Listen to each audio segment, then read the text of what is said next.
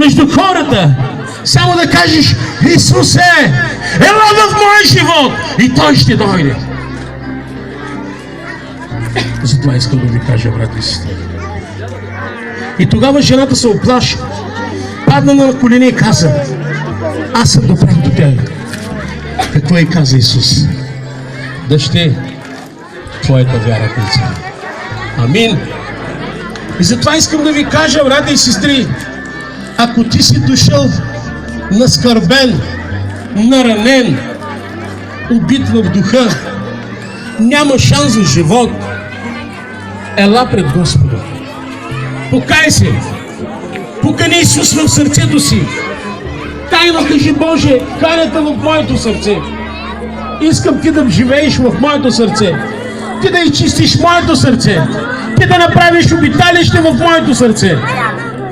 И аз ще те следвам завинаги в живота си. И знаете ли какво ще направи Исус?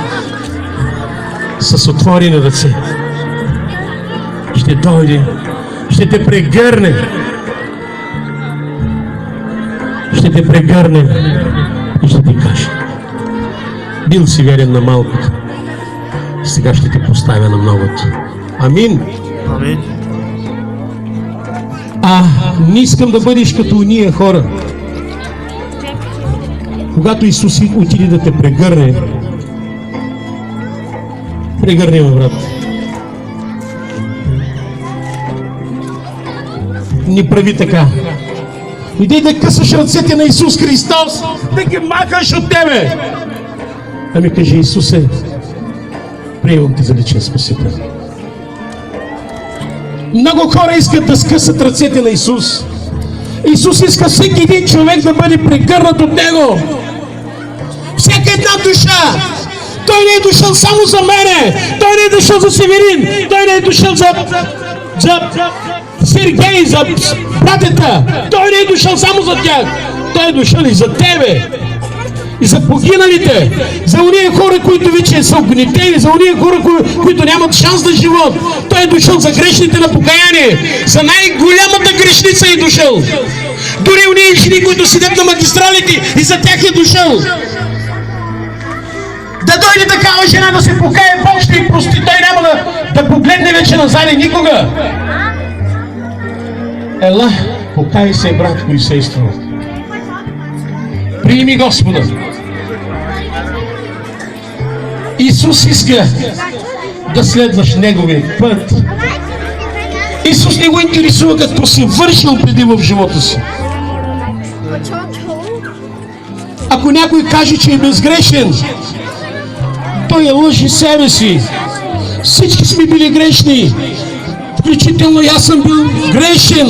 И то много грешен, братко и сестро. Да лъжиш една добра съпруга в живота си. Една прекрасна съпруга. Моята съпруга е прекрасна. Жената се е молила точно 10 години аз да се покая. Да приема Господа за личен спасител. 10 години тази жена непрекъснато се молеше, постеше за мене, аз да дойда пред Господа. Знаете ли какво казвам? Преди да чувствам любовта на Господа в сърцето си. Къде да отида? Аз съм Иван Иванов. Пари имам. Живот имам. Life is life. Разкошен живот. Каквото си пожелавах, това си купувах. Нямаше ограничение. Но един ден намерих празнота в сърцето си. Празнота. Прибрах се в къщи. Моята съпруга на една страна плаче. Децата ми на една страна плачат. Моя син дойде и каза: абе, чичо, що не си отидеш от тук? Махай се, не идей повече. И аз казах: Боже, какво правя? Сокерава! Защо аз по този начин мъча семейството си? Господи, влязах в една от моите стаи.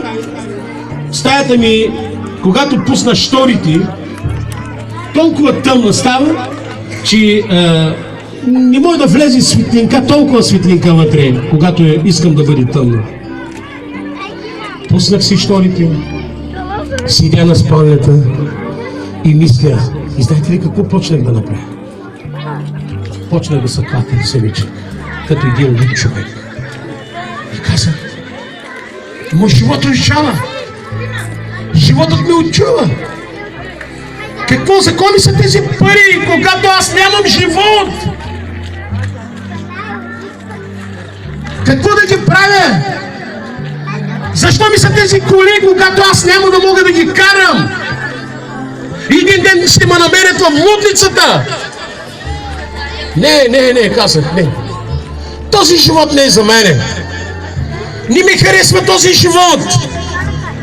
Казах, от днеска нататък аз ще се покая. Отидах до моята съпруга. Казах, жено, знаеш ли какво? Сега да не ми говориш пак нещо лошо. Не, жено, аз искам да се покая. Аз искам да бъда вярващ човек.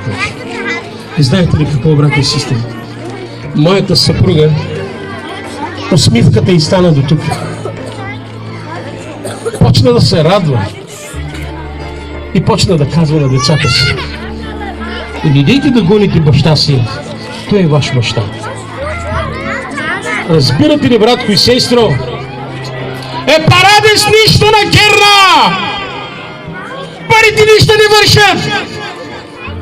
Ако си налегло, какво ще направиш?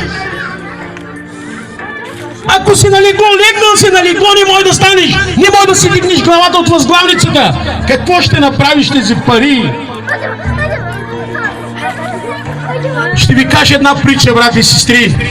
Запомнете, искам да разберете.